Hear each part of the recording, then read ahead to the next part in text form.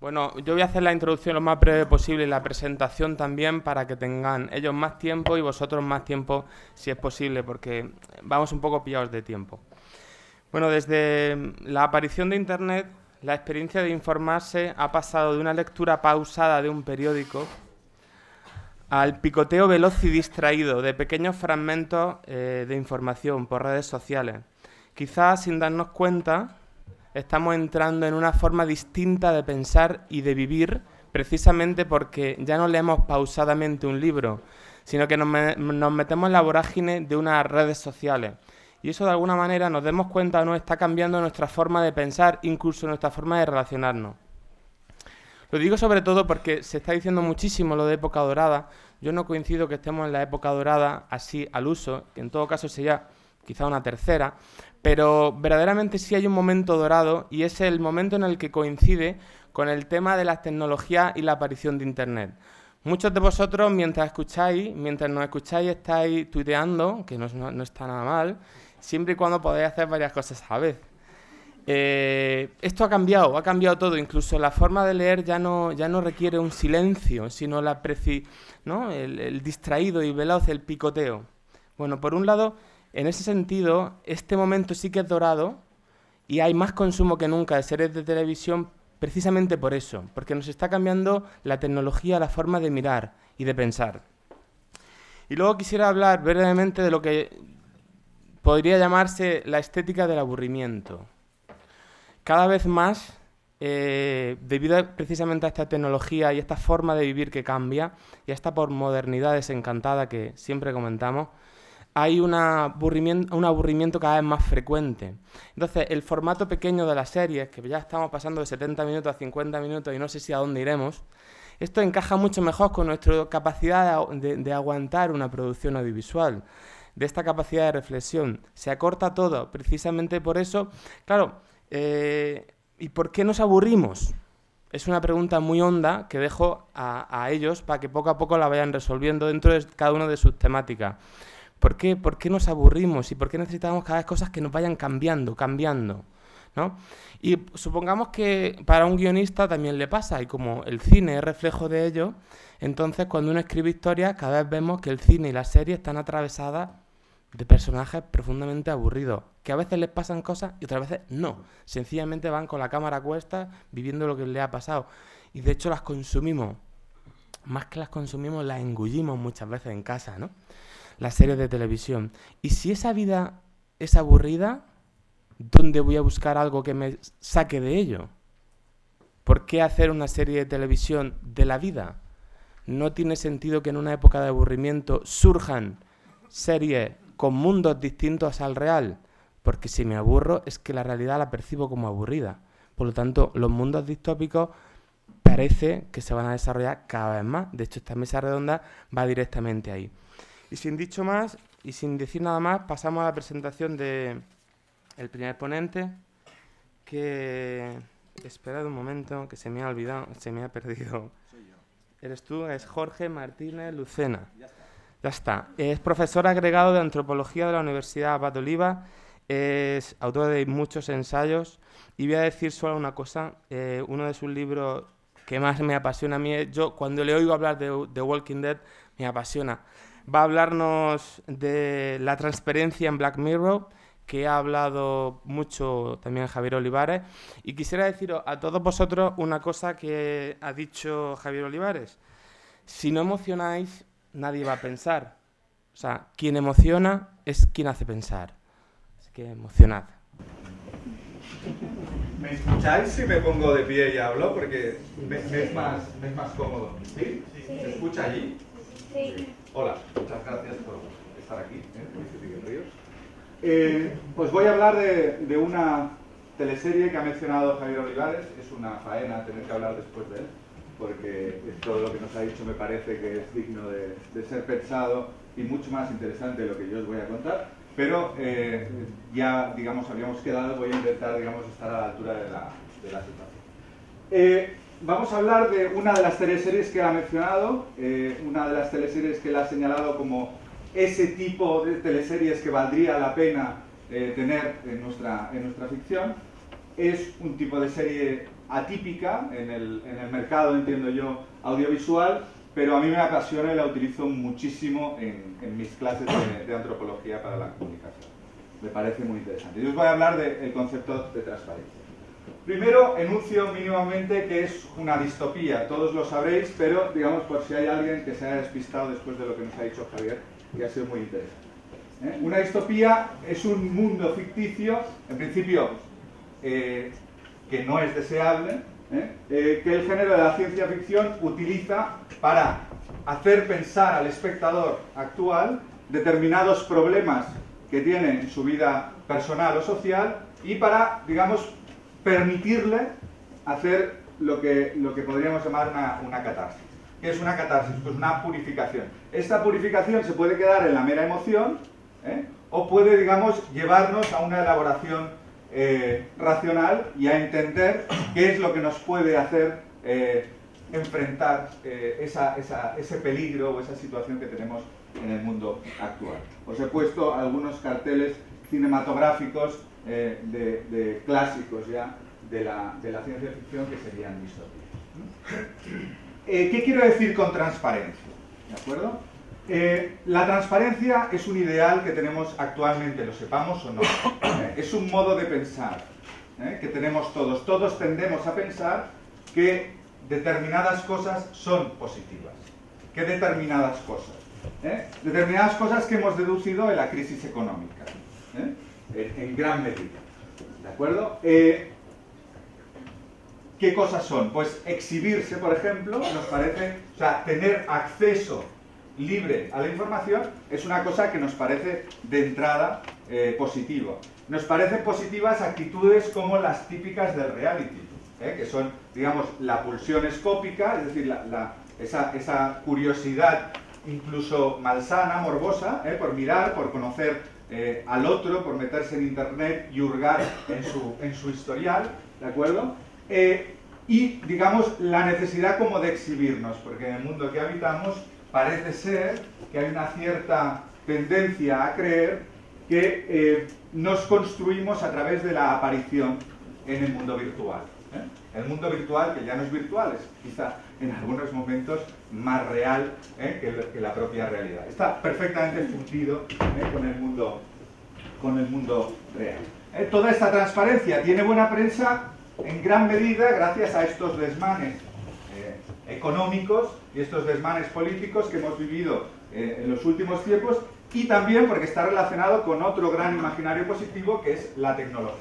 Todo lo que venga de la tecnología, en un principio, nos parece fete. Muy bien. Pero también hay determinados autores, os he citado aquí un par, que denuncian determinados peligros de esta transparencia. ¿De acuerdo? Es decir, no podemos dar por supuesto que este imaginario, esta tendencia a pensar en positivo en la transparencia, es una cosa siempre que podamos dar por descontado. Hay momentos en que se convierte en un enemigo del individuo y de la sociedad. ¿De acuerdo? Entraña peligros políticos. ¿Por qué? Porque puede descabalgar instituciones importantes en una sociedad, puede poner en jaque a un Estado, no solo puede poner en jaque a determinadas instituciones como el Estado, sino que también transforma la cultura y es capaz de transmutar el modo en que nos miramos a nosotros mismos. Aquí os he puesto dos teleseries en que esto se hace evidente, de un modo especial en Mr. Robot, que tiene esto como tema principal, pero The Catch, que está empezando a emitirse ahora, también toca de un modo reiterativo este tema. La transparencia como imaginario. ¿Qué es un imaginario? Sí, dime. Ah, perfecto. Sí, tendré que utilizar las dos manos. Muy bien.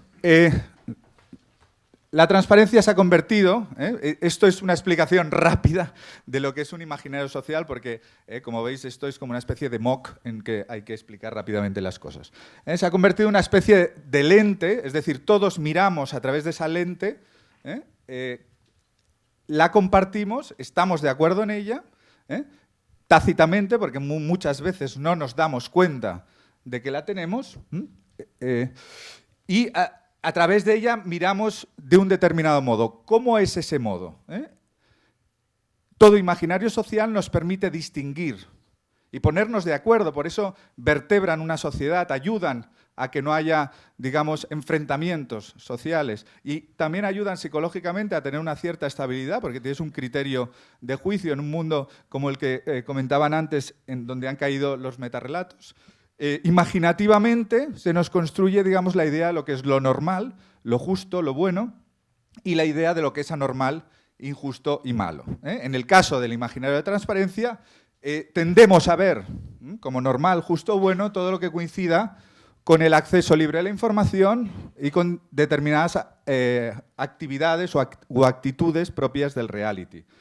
Os he dicho antes, la pulsión escópica y el exhibicionismo. Javier Olivares ha puesto el ejemplo del reality esperado de los tíos en pelotas cocinando. Que no ha llegado, pero de unido los que en catalán se dice vaya con los que hemos visto ya. Aquí os he puesto un pequeño ejemplo. Y es anormal, tendemos a ver como anormal, injusto y malo, todo lo que tenga que ver con la información reservada, es sospechoso, el derecho a la intimidad, el pudor y la discreción, que digamos son valores que han caído en cierto desuso o desprestigio. Vamos a Black Mirror. En esta miniserie británica, son 2 temporadas más una especial Navidad que hace el Canal 4 británico. Su creador, como ha dicho antes Javier Olivares, es Charlie Brooker, que es el creador también de otras 2 teleseries reseñables, sobre todo una para los zombólogos como yo, Dead Set, que es, digamos, una invasión zombie al plató de Gran Hermano. Es bastante interesante, porque curiosamente los únicos que no se han convertido en zombies son los que están dentro del plató, lo cual es bastante divertido. Y después tiene una serie documental que os recomiendo, sobre todo a los que sepáis inglés. Bueno, ya está, yo creo que ya estará subtitulada, porque habla un inglés muy rápido. How TV Ruined Your Life. Es muy interesante porque es un análisis de alguien que conoce muy bien el medio televisivo, como Brooker, digamos, cómo nos ha construido la televisión y cómo nos dificulta vivir determinadas cosas que son propiamente humanas, cómo nos ha transformado en el modo de conocer, en el modo de relacionarnos, en el modo de amar, etc. Ya me salto lo del retablo porque lo ha explicado Javier. La ha comprado Netflix, va a hacer 12 episodios, a ver qué sale. Espero que la dirija Charlie Brooker y no la destroce. Y después me parece muy interesante reseñar esto. O sea, Javier lo ha enunciado diciendo, hay otro tipo de teleseries que a través de las emociones te hace pensar los problemas, las heridas que uno tiene o una sociedad tiene. Yo lo llamo a eso pensamiento pop, es decir, a través de un producto popular, conseguir que la gente piense, ¿de acuerdo? Que no hay que darlo por descontado. A través del uso de determinadas estrategias, en este caso usa mucho la metaficción y muchas otras cosas.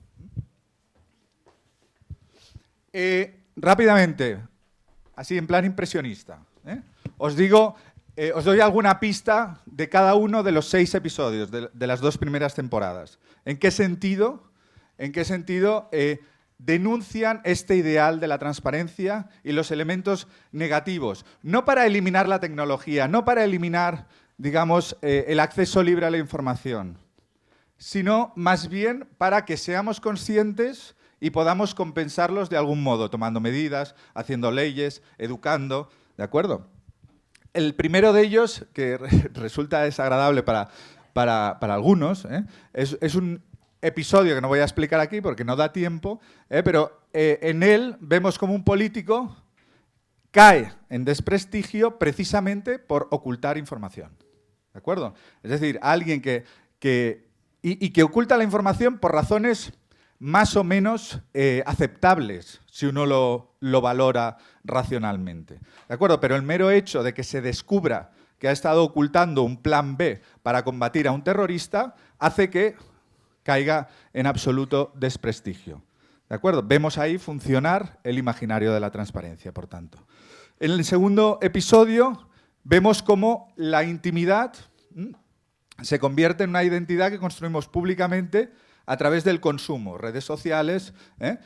Si no te cobran nada por un producto, el producto eres tú. Esta es una idea que en este episodio vemos muy, muy clara. ¿De acuerdo? Cómo tendemos a pensar que la transparencia de uno mismo es buena y después eso se convierte en un dispositivo de control y en un dispositivo mercantil que te convierte a ti en la mercancía porque eres vendido para, digamos, hacerte publicidad, entre otras cosas. The Entire History of You se va a convertir en película, han comprado los derechos, y digamos, ahí vemos como la visibilidad biónica, va de una especie de chip de grano que se mete detrás de la oreja de las personas de ese mundo ficticio futuro, va grabando desde todo lo que ves. Entonces tú tienes una memoria biónica en el sentido que puedes pues recordar milimétricamente todo lo que... Porque te lo pasas, con un mando parecido al que tengo yo aquí. Uno se puede rebobinar y entonces él lo que hace en este episodio es pensar cómo impactaría eso en una relación de pareja. ¿Dificultaría el perdón? En el caso, por ejemplo, de una infidelidad, como lo que sucede, si alguien pudiera estar pasándose constantemente la imagen de la infidelidad, obsesionándose con esa pulsión escópica, ad infinitum, ¿podría llegar a perdonar?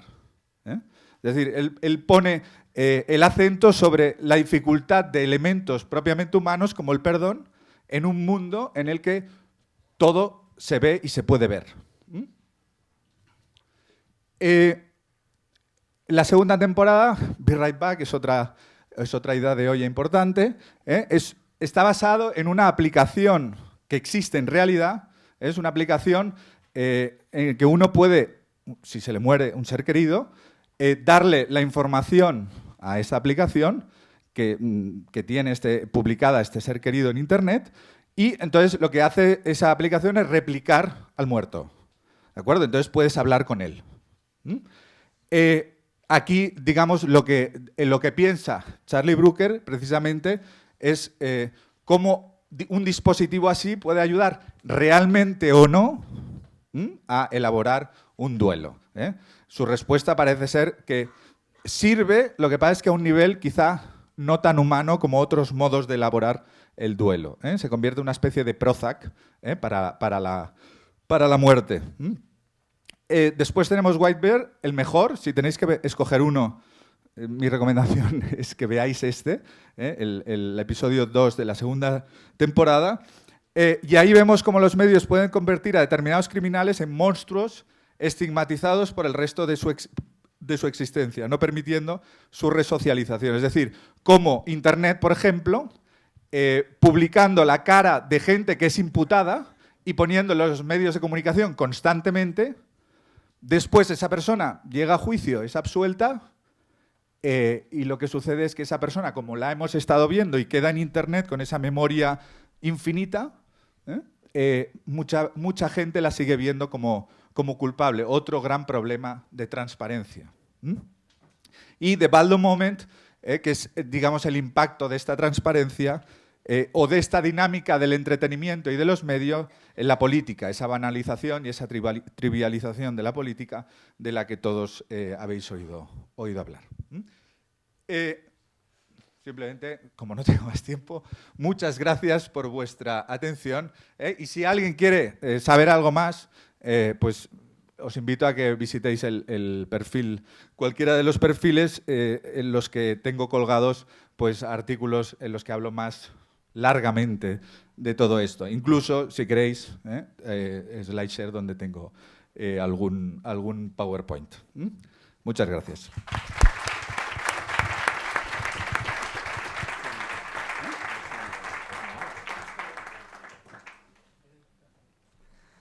Bueno, tras la intervención del profesor y autor, Jorge, vamos a dar paso a la siguiente intervención, que es la de Álvaro Avellán García Barrio, que es filósofo de comunicación, profesor adjunto y vicedecano y vicedecano de Innovación y docente en la Facultad de Comunicación de la Universidad Francisco Vitoria, de esta casa.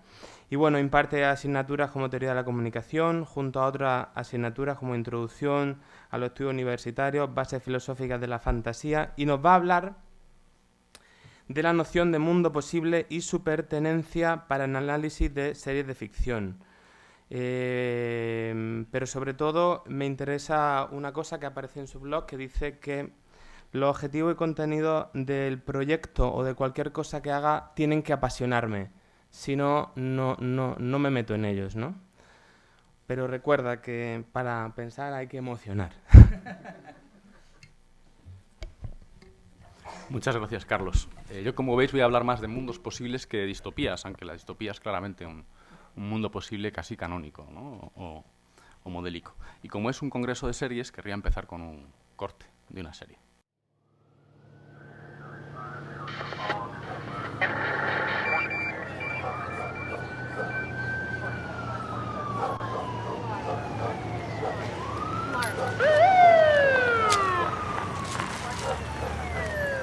So your boy's name is what? Snot. You call the guy Snot? Snot Boogie. Yeah. Snot Boogie. You like the name? What? Snot Boogie. This kid whose mama went to the trouble of christening him Omar Isaiah Betts? You know, he forgets his jacket. So his nose starts running, and some asshole, instead of giving him a Kleenex, he calls him Snot. So he's Snot forever. Doesn't seem fair. Life just be that way, I guess.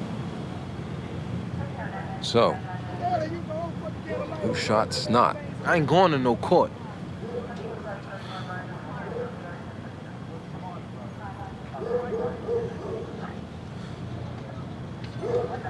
Motherfucker ain't have to put no cap in him, though.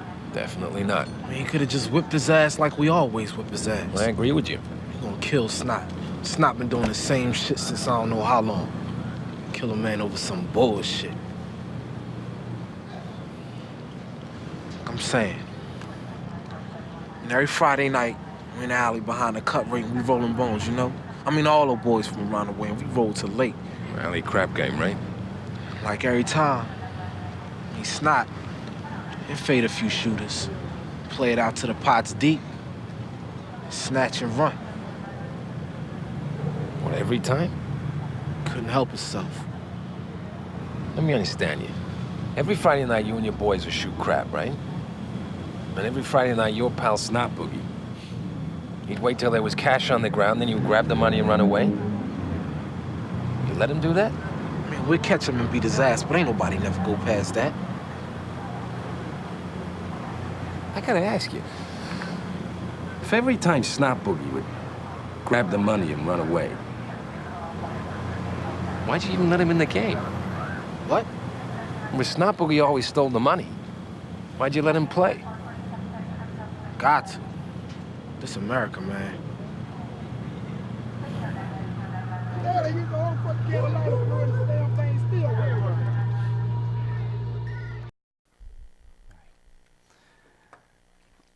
De la sangre al cuerpo con un fundido y un movimiento de cámara fantástico, ¿no? Del cuerpo al casquillo, del casquillo a los niños sentados en las escaleras viendo ese espectáculo, de ellos al policía y la voz de McNulty, ¿no? ¿Cómo se llamaba el chico? Moco. Un imbécil le llama Moco y se queda con Moco para siempre. No es justo. La vida no es justa. No había por qué matarlo. Bastaba con una paliza, como hacemos todos. Si viéramos por primera vez con ojos inocentes esta primera secuencia, el primer capítulo de una serie, seguramente concluiríamos que el agente McNulty es el protagonista. Y si nos saltamos además el resto de la serie y llegamos a la última secuencia, la última del último capítulo, veremos que acaba también con McNulty y parece que confirmaríamos esa hipótesis, ¿no?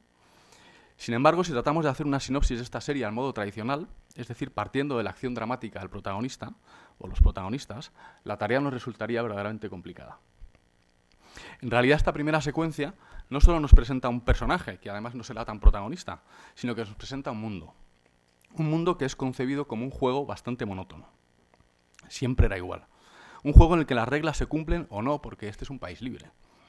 Y en el que a veces se cumplan o no las reglas, alguien se toma la justicia por su mano, y no necesariamente será mano quien tira los dados el primero. En este mundo, cuando alguien juega a hacer algo distinto, se la juega, es decir, arriesga su vida. Y probablemente además pierda. Pierda su vida, o su pareja, o su puesto laboral, o sus amigos, o sencillamente pierda la apuesta. Y aun cuando la gana, descubrirá que eso apenas cambia nada. Pues en el fondo no basta ganar una baza si no podemos ganar la partida. Crear un mundo ficcional como el de The Wire exige, como siempre, conocer los mecanismos por los que el hombre actúa para construir personajes verosímiles y coherentes. El relato es lo importante. Pero además exige dos cosas. Exige conocer los mecanismos de una estructura social con distintas castas o estamentos y con las relaciones que hay entre ellas, y también una estructura política, económica, educativa, industrial, mediática, y todas las demás que se muestran en una serie tan compleja como The Wire en sus diversas temporadas, ¿no? Y exige, en tercer lugar, ver cómo el hombre es capaz de interactuar de forma verosímil y coherente también con ese mundo ficcional, ¿no? Violentando o tratando de cambiar las reglas o asumiéndolas, aceptándolas, en ese mundo ficcional que hemos construido, ¿no? Como vemos, la tarea del contador de historias tradicional se complica, porque además de conocer a la persona, hay que conocer los distintos tipos de mundos que esas personas habitamos, ¿no? En nuestro mundo compartido. Por eso quería empezar, o postergar más, mi agradecimiento y mi reconocimiento a Signis y a la Universidad Francisco de Vitoria por proponer un congreso como este con este título, ¿no? Tanto creo que es un acierto poner el acento en las series, como porque creo que el concepto de mundo posible, todavía relativamente desconocido en el mundo académico y profesional, es importante y va a ser importante en los próximos años, ¿no? Yo pienso en Tomás Alva Alejo, que quizá lo introdujo en España en la literatura, ¿no?, en los años 80, y en el maestro Juanjo García Noblejas, que hoy nos acompaña, que ha escrito sobre mundos posibles en cine y también en periodismo, ojo, a partir de los años 90, si no antes, ¿no? Y bueno, delante del maestro me toca hablar. Entonces, ¿por qué creo que es importante esta noción de mundos posibles? Os voy a compartiros 4 argumentos muy, muy rápidos, muy ágiles, ¿no? Y de hecho voy a tratar de leer sintéticamente lo que tenía preparado, la parte introductoria de lo que tenía preparado, para que podamos luego tener un coloquio, ¿no?, un poquito más amplio.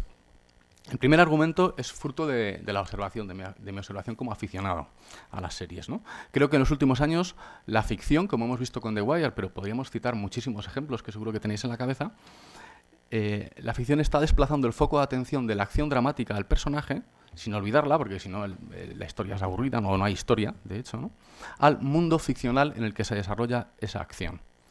Y si es verdad que los relatos siempre han servido para que los hombres nos comprendamos a nosotros mismos, algo de esto decía ya Jorge, hoy les exigimos a los relatos algo todavía más grande, más importante, más exigente, y es que nos ayuden a comprender nuestro propio mundo, ¿no?, con los cambios que tiene nuestro propio mundo. La segunda razón es que, o el segundo argumento, es histórico. Es que este cambio no lo está recorriendo solo la narrativa contemporánea, sino que es algo en lo que está inmerso el hombre desde hace 200, 300 años, el occidente moderno, ¿no? Decía Daniel Innerarity que el siglo XX-XXI se está convirtiendo a la sociedad en su conjunto en un gran laboratorio social, ¿no? Y es verdad que siempre el hombre se ha dedicado a conocer el mundo y a comprenderse a sí mismo, ¿no? Pero en los últimos, desde la aparición del Estado moderno y la filosofía moderna, ya era verdad eso que luego diría Marx, ¿no? La filosofía no solo trata de comprender el mundo, sino que trata de transformarlo. Pues bien, hemos vivido transformaciones en el mundo en los últimos 300 años brutales, y ya cada 30 años. Parece que vivimos transformaciones que nos impiden reconocernos en el mundo en el que nosotros nacimos, ¿no? De manera que esto es genérico, ¿no? Y en este laboratorio de experimentos políticos, económicos, financieros, científicos, tecnológicos en el que andamos metidos, pues nos cuesta comprender nuestro propio mundo, ¿no? Y gracias a Dios, pues hay contadores de historias que tratan de comprenderse a sí mismos en este mundo y, por tanto, de investigar y de recrear mundos ficcionales que sean distópicos o no, en el fondo imitan el mundo real, ¿no? Y nos invitan a reflexionar sobre nuestra propia realidad actual. El tercer argumento sería predictivo, ¿no? Yo miro al presente y al futuro de la narrativa contemporánea, a lo que Henry Jenkins bautizó en el 2003 como transmedia storytelling, ¿no?, la narrativa transmedia, Y cuando se habla de narrativas transmedia, se habla fundamentalmente de dos cosas. Desde el punto de vista de la estrategia de la industria, se habla de que la narración se expande en varios formatos. El Ministerio del Tiempo lo veíamos hace poco, ¿no? Pero en las series españolas pues también Águila Roja o El Barco, etcétera, ¿no? Y desde el punto de vista de la cultura colaborativa o interactiva, lo que quiere decir esto, las narrativas transmedias, es que los consumidores se convierten también en productores o en prosumers, ¿no? Y esta realidad compleja es difícil de abrazar desde la idea clásica de la construcción del relato, ¿no? No se pueden realizar verdaderas narrativas transmedias sin poner en el centro de todo ese entramado de dispositivos, información, tramas, personajes, etcétera, el mundo ficcional en el que todas ellas se insertan y en el que ellas tienen coherencia y verosimilitud.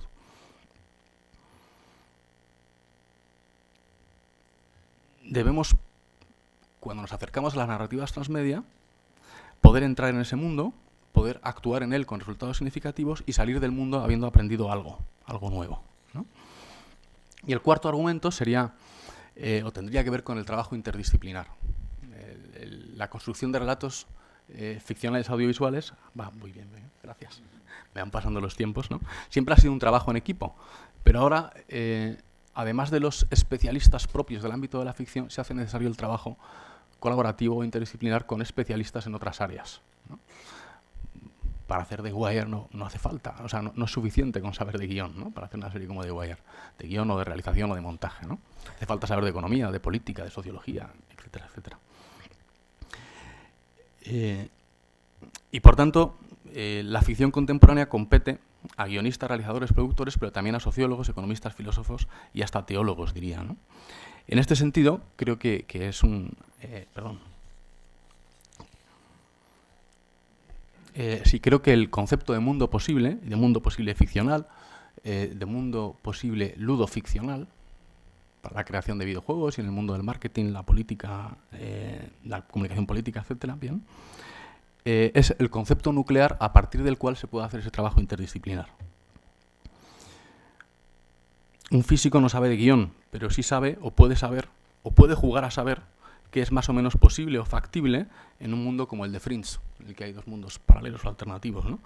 Lo mismo con un sociólogo sobre asuntos o submundos que se plantean en The Wire, o un filósofo sobre los dramas existenciales de los personajes de True Detective, o un teólogo o un sacerdote sobre el tipo de paz o de justicia que anhela, por ejemplo, el corazón de Matt Murdock, de Daredevil, ¿no?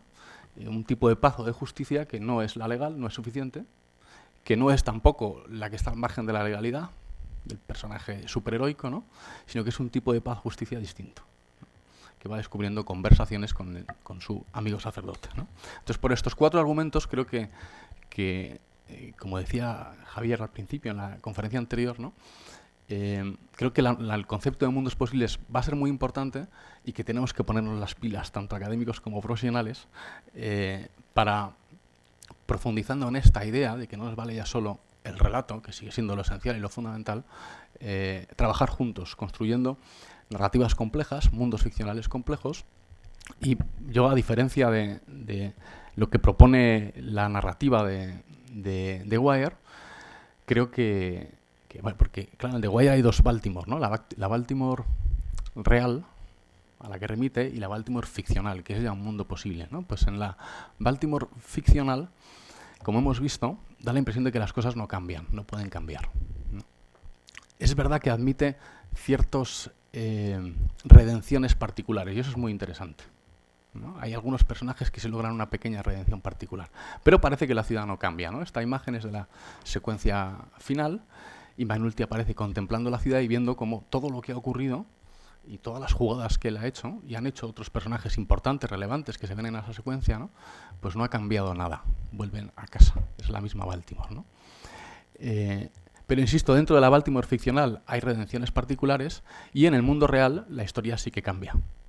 En el mundo real, bien, hay historia, como no ocurre en esta ficcionalidad. Y en cuanto que hay historia, pues contamos con los contadores de historias para que nos ayuden a comprender nuestro mundo y a hacer de este también un mundo posible mejor.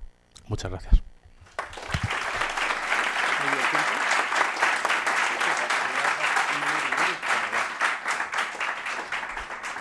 Parece que he cumplido tiempos. Sí, perfectamente. Bueno, a continuación, después de este paseo por los mundos posibles, tenemos a Amparo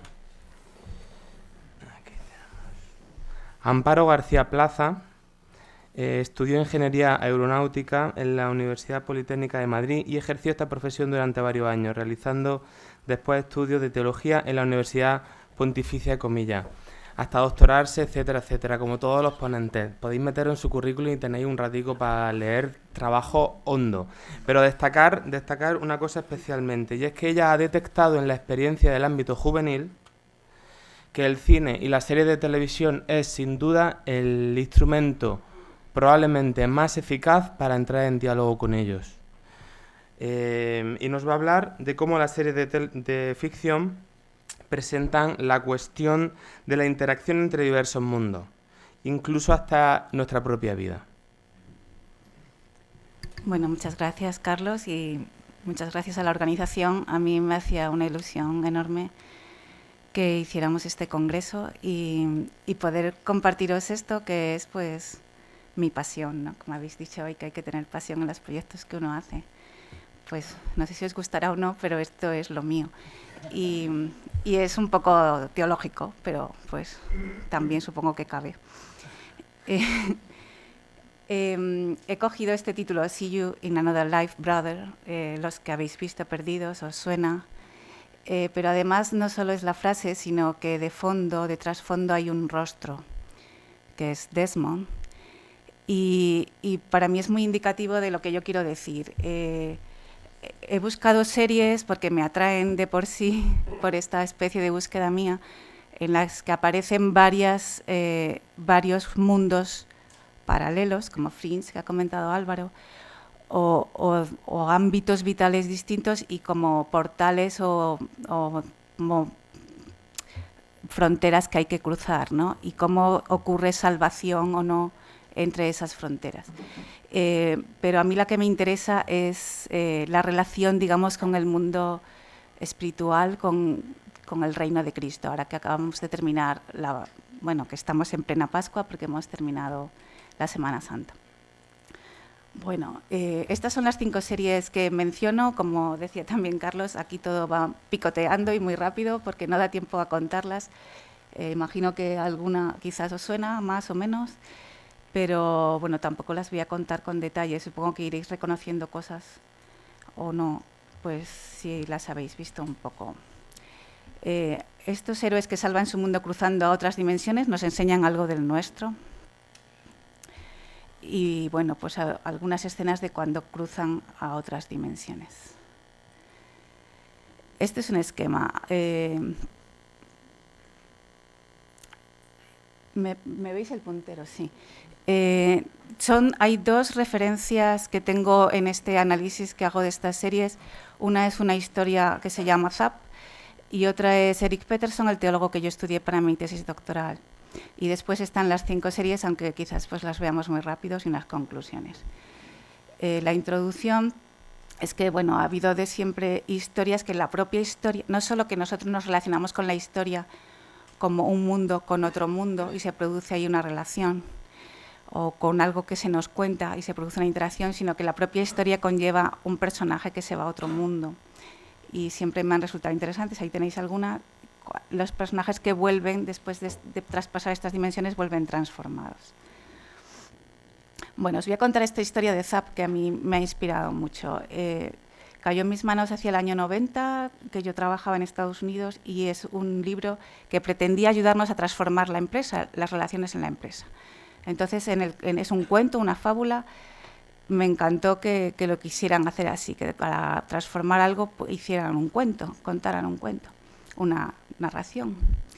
Y entonces, en un mundo muy normal, muy anodino, aparece algo nuevo, y es que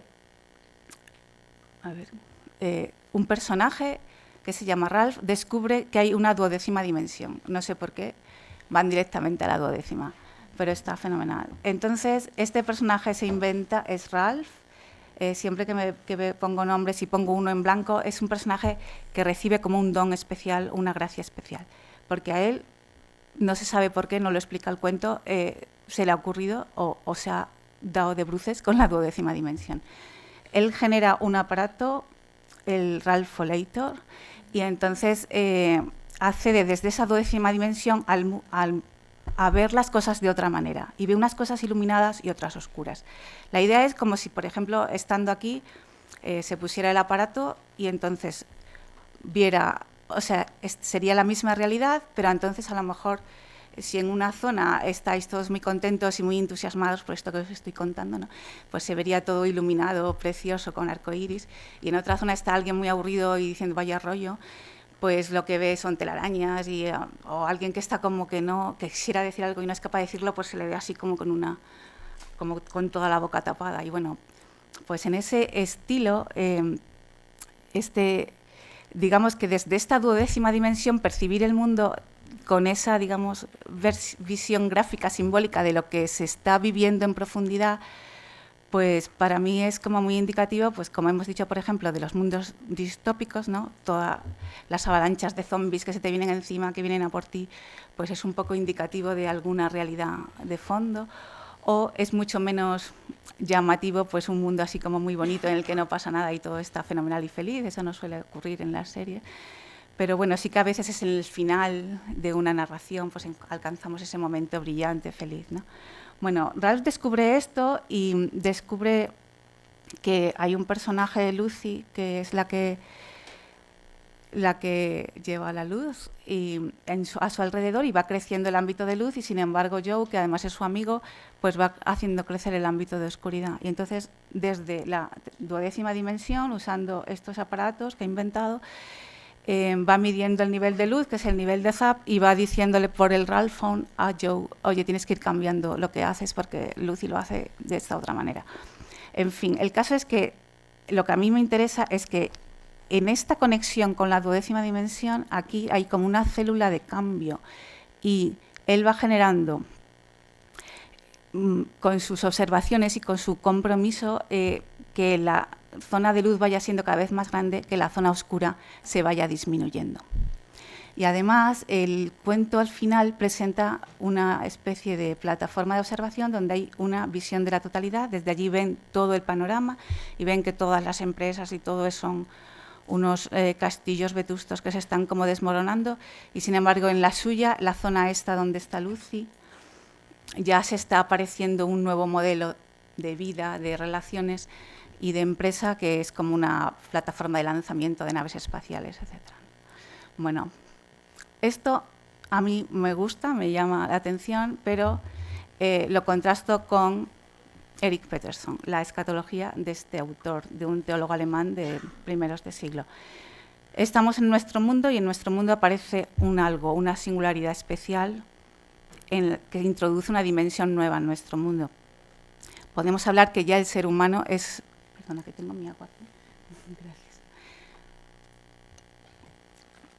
El ser humano es una cierta singularidad, introduce en el mundo una dimensión nueva, pero es que ya en el momento de la encarnación, Dios, que no me he atrevido a representarle, porque está en todas partes y...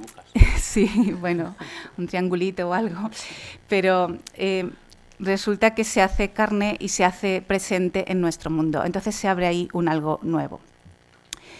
Son los procesos cristológicos de la encarnación, que aparece, se encarna y después muerte, resurrección y al final una ascensión. En ese momento es cuando dice Eric Peterson, basándose en los evangelios, que surge el león nuevo. Con la resurrección ha surgido el león nuevo, es como el reino de Cristo, es donde Él reina y es un ámbito de vida que está ahí, que está presente y está lleno de luz, lleno de gracia. Pero también con la muerte y la resurrección se nos ha dado una revelación más profunda del pecado. No es que no estuviera, pero ahora lo vemos más claro. O sea, estamos en un acceso a esa dimensión nueva en la que se nos da ámbitos de luz y la forma de gestionarlo para que esa luz crezca, y ámbitos de pecado y un poco el conocimiento de por qué y cómo funciona así, algo que antes no teníamos. Y entonces esta célula de aquí es la que se produce desde ella el cambio y la transformación del mundo. Y esta célula es Cristo y es la Iglesia, somos los cristianos. Y ahí están todos los dones de los sacramentos, etc. Bueno, esto es también, ponía aquí los nombres de los ámbitos. Peterson les llama el león nuevo y el león viejo, desde una tradición muy, muy antigua, arraigada ya en el siglo I, etcétera, que es la línea apocalíptica de pensamiento, pero esto también es un poco el cielo y el infierno, es lo que hemos llamado siempre así. Si veis esta imagen un poco pensando que esto es una especie de plano por encima y un plano por debajo de la realidad, es como el cielo y el infierno de referencia. Pero daros cuenta, es que no está solamente, no es un plano que está desconectado, está perfectamente conectado por medio de la Iglesia, por medio de los sacramentos, por medio de la liturgia, por medio de la oración. Estamos conectados con este mundo de luz, la gracia nos llega y estamos conectados con el mundo del pecado, con el infierno que en nuestro mundo.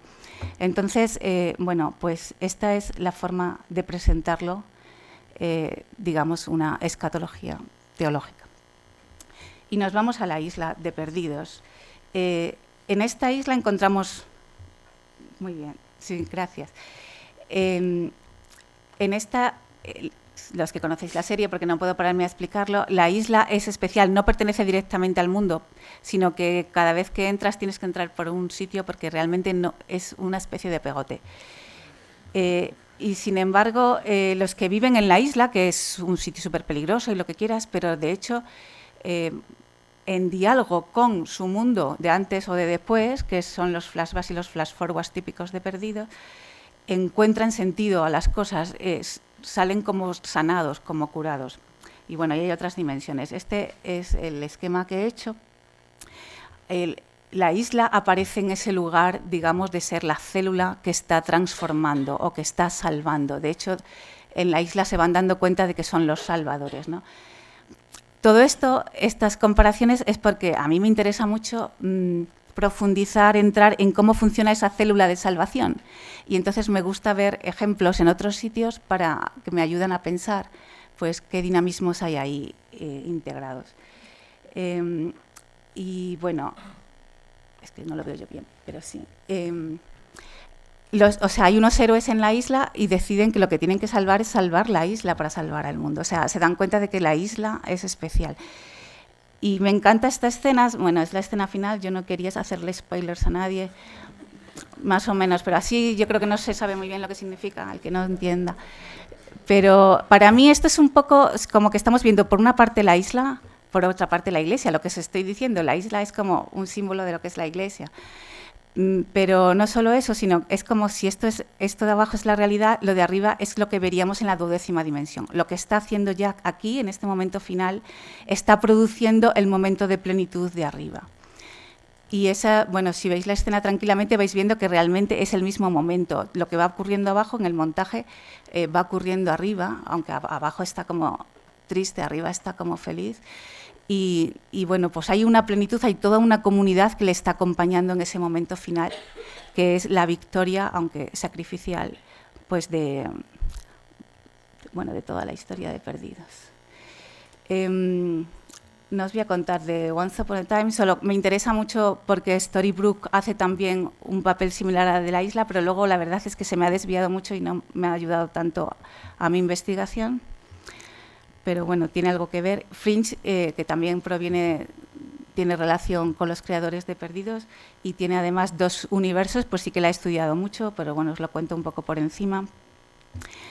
Hay un equipo, Fringe Division, que se encarga de los casos en los que, por la relación entre un mundo y otro, hay problemas, etcétera, en fin, de poner límites y también de encargarse de la relación. El problema, bueno, os comento aquí cuestiones de interés. El cortesifán es una sustancia ficticia que permite a las personas que lo han tomado de pequeños percibir el otro universo y viajar entre uno y otro.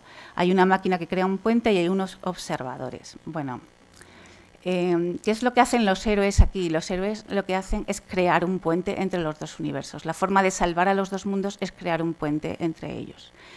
Y son 2 personas, como 2 salvadores. Cada uno tiene su identidad, su por lo que son elegidos, que son Olivia y Peter, y además son pareja y tiene un algo especial. Bueno, pues es otra forma de ver cómo hay relaciones entre mundos, cómo hay un salvador, que también hay un dato sacrificial, y por ejemplo el hecho de que hay una sustancia que te permite detectar, percibir y trasladarte a la otra dimensión, pues a mí me parece interesante compararlo pues con los sacramentos, como hay una sustancia que, bueno, para nosotros es mucho más. Yo si explico esto a los chicos, pues luego les explico que es mucho más, porque es el propio cuerpo de Cristo, pero cuando comulgamos, pues de alguna forma estamos conectando con ese cielo, conectando con ese mundo que nos inspira para transformar el nuestro. Bueno, Fringe es complicado porque después los observadores también, que parece que son como los ángeles, como esa visión de la totalidad, al final resulta en una distopía muy fuerte porque los observadores generan ahí un totalitarismo horrible. Supernatural es otra serie en la que dos personajes, como veis, aparecen en dos dimensiones, se pasan la vida paseándose de dimensiones en dimensiones, del infierno al cielo, al purgatorio, y a otras muchas. Otras dimensiones, pues, de cuentos, de mundos alternativos, etcétera, llegan a venir al nuestro. Eso me resulta súper interesante. Sí. Vale, pues, como os decía,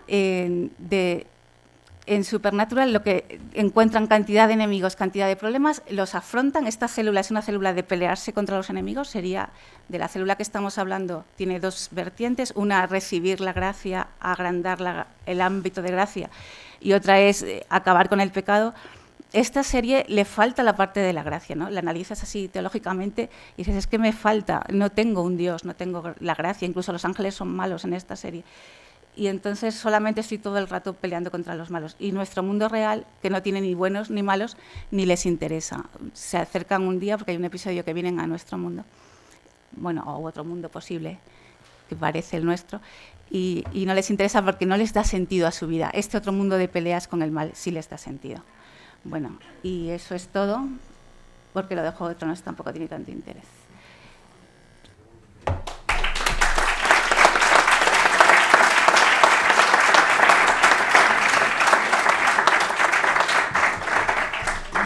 Bueno, pues me interesa muchísimo una de las cosas que has dicho últimas de una singularidad imprevista, ¿no? Cómo una isla puede convertirse en un lugar especial de donde surjan cosas, ¿no?